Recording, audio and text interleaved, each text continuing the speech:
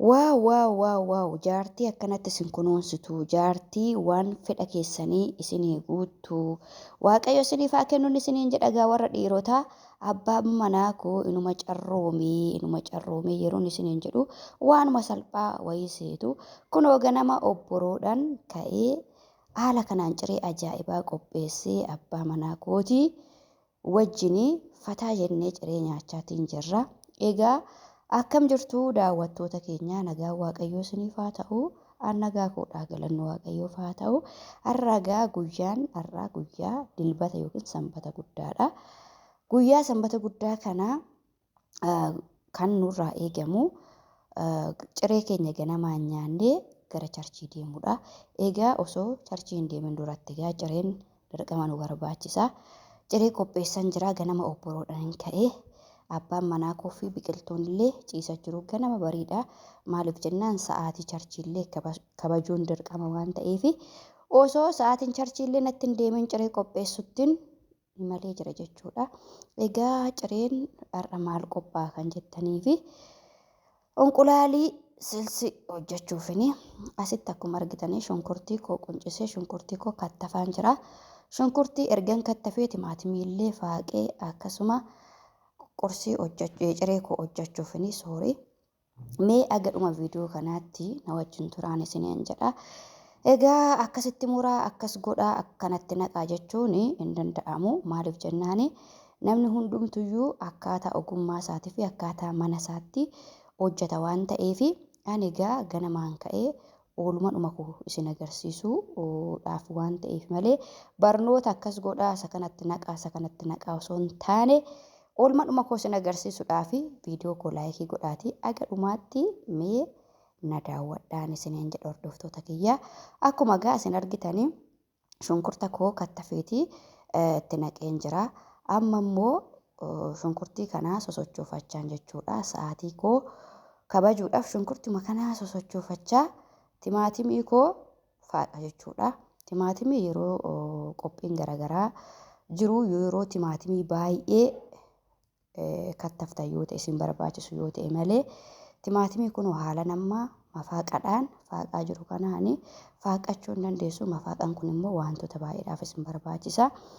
Tokkoffaa nacci shunkurtiillee akkasumallee qasirii timaatimii gijimbila kanneen kanaa fi yeroo ariitiidhaaf isin barbaachisa jechuudha. Maashina isa guddaa fuutanii yeroo ittiin hin hojjannetti hin barbaannetti mafaaqaan kun immoo baay'ee tokko barbaachisaadha. Akkuma argitanii shunkurtii koo xabbafachaan jira zayitii itti naqachaan jira.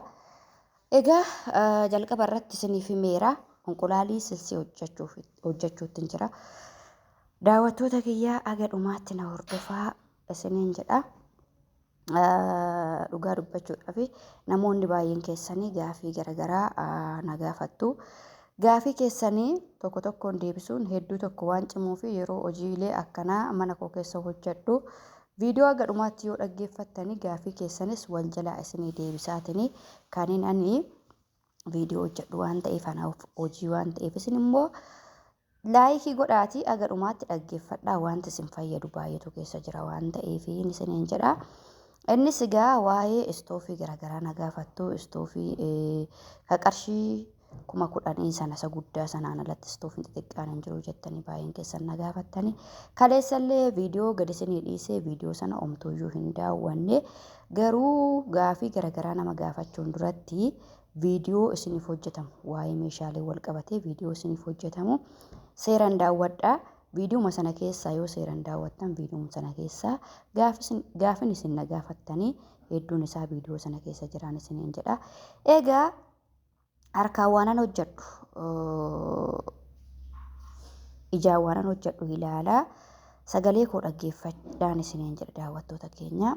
Akkuma egaa argitanii kunoo haala kana fakkaatuun qopheessee xumuree kan nuti ittiin nyaannu ambaashadha jechuudha. Ambaashaa baay'ee bareedaa jechuudha mi'aawaa kan ta'e yeroo hundumaa ambaashaan kun mana keenya keessaa hin dhabamu baay'ee tokko jaallanna jechuudha. Keessattuyyuu yeroo gannaa kana baay'ee tokko barbaachisaadha wantoota garaagaraatiin nyaatama ambaashaan Innis maali yoo jettani goommanaan illee nyaatamaa, inqulaalaan illee nyaatamaa, urgoo garagaraa ittoo garagaraatiin illee hin nyaatamaa.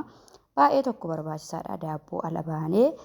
Kabinnu suni dhugaa isiniin jedha 2-3 yoo nyaatanii daabbittiin sun jechuudha kana laabitan suni homaa faayidaa hin qabdu isiniin jedha.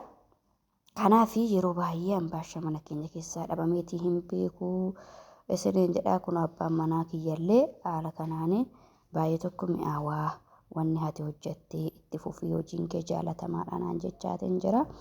Egaa biqiltuu akkam gootanii jechuun keessanillee viidiyoo kana keessatti hin oolu. Biqiltuun mana namaa deemtee jirti, siistarii koo bira deemtee jirti hin jirtu. Achi bultee rifeensa sirreeffachuuf jecha achi bultee hin dhufne achumaan charchii deemaniitu booda dhufti natti fakkaate siistarii dhuma koo bira deemtee hawwii fa'aa bira deemtee isiniin jedha.